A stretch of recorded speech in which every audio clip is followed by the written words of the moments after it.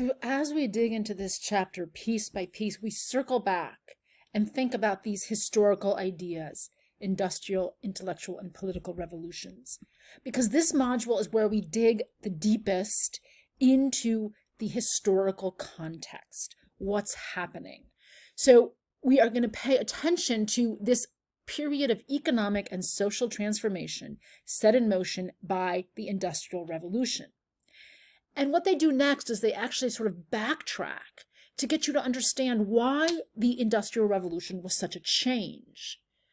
If you lived in Europe in 1700, the world of wealth and power was completely monopolized by the nobles, the aristocratic class, the people of wealth and title who owned the land, because it was an agrarian society.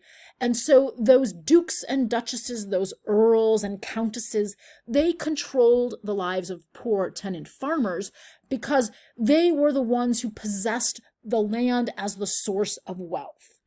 What you get in the Industrial Revolution is that no longer is wealth made only from the land, from an agrarian system, because now we have the financial power of capitalists who are able to use new sources of energy.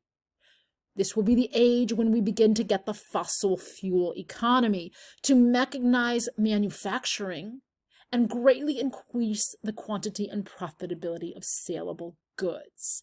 You get factories, and now the poor will not only be tenant farmers digging in the soil, planting and harvesting, they will go to the cities. And they say here the promise of wages and greater independence, but really it was actually immiseration.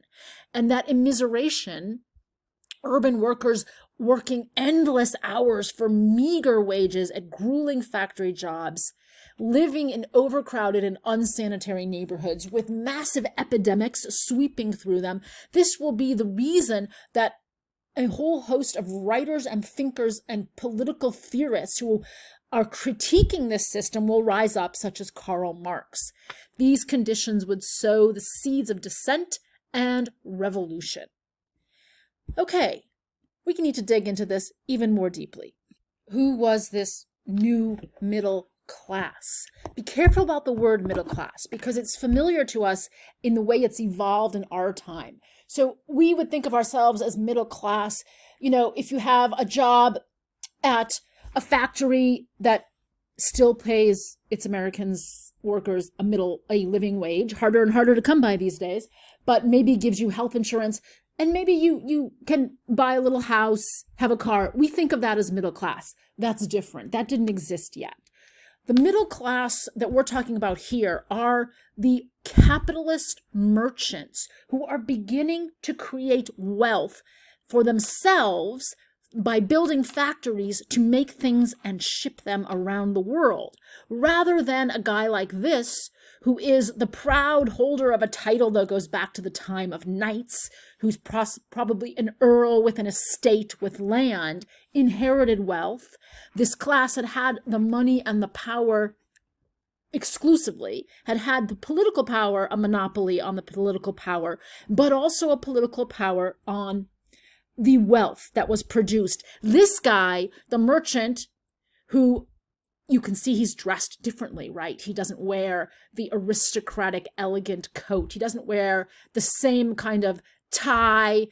He is a little bit frumpy-dumpy. He's supposed to not be as elegant. He's the new no-nonsense money-making man who is creating a world where there is now an intermediate class. The workers do not have any middle class identity at all. That's why I made a contrast with a fictitious American worker, perhaps in like a Ford Motor Factory, who still has a union job. The workers at this time were absolutely impoverished. They were not the middle class. So this is a smaller group, and it is a group that we will call the bourgeoisie. So this is a word you need to know. It's the root of the word bougie when people want to make fun of, fancy bakeries or cafes. Bourgeoisie is a French word, and it refers to the middle class as it emerged in this time period, the capitalist merchants, right? Not the kind of ordinary middle class of America in the 20th century, and this is important, typically with reference to its perceived materialistic values. And so Marxism will be about identifying this as the new owners of society's wealth that challenge the aristocrats. So we're getting in this kind of microscopic detail because this is the transformation of the world. This age of revolution that begins in Britain and France will actually, over the course of centuries, ripple out to affect the entire world.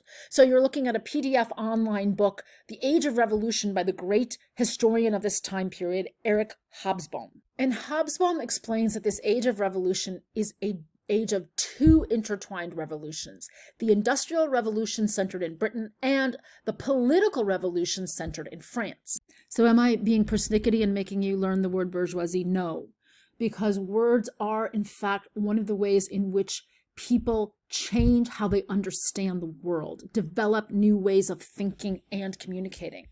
As Hobsbawm says in his introduction, words are witnesses, which often speak louder than documents. So words themselves help us map history by looking at when they come into being and what job the new word is doing. Hobsbawm says, let us consider a few English words which were invented or gained their modern meaning substantially in the period of 60 years with which this volume deals. This volume is dealing from 1780s to the 1840s. They are such words as industry. The idea of industry is developing here as factories are being built, as new economic forms are arising, and you have an industrialist. The man in Hogarth's painting who's marrying off his daughter to the aristocrat is an industrialist, as well as a bourgeoisie. They're sort of interchangeable terms. Factory, a place where things are made, but now they're made mechanically, systematically, in a high-speed systems based on new mechanical engineering. Middle class, new word. And when you have a middle class, meaning the industrialists, you now have a working class, the people who work in the factories of the industrialist. And so we have a system of capitalism, and this will give rise to a challenging, dissenting critique of that system of capitalism known as socialism.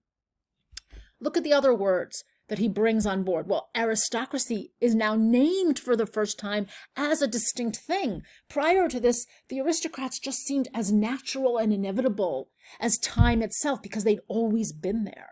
But now they no longer seem inevitable, and so they get their own name because they are in opposition to the industrialists. Railway comes into being. We're going to look at a painting of that. Railway as a system of transport of goods, breaking limits of space and time through an enhancement of speed.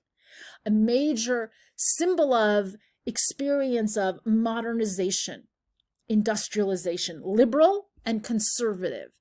These political terms that we have to this day, which are fundamentally structuring our current elections, these begin in this time period.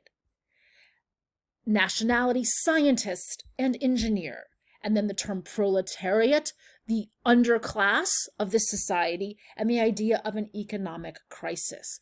Consider what a massive change in the world this is. According to Hobsbawm, to imagine the modern world without these words, imagine without the things and concepts for which they provide names, is to measure the profundity of the revolution which broke out between 1789 and 1848, and forms the greatest transformation in human history since the remote times when people, I'll correct you there, Hobsbawm, invented agriculture and metallurgy, writing, the city, and the state. So he's talking about the first ancient city-states in Mesopotamia, in China, in Mesoamerica, around 3000 BCE.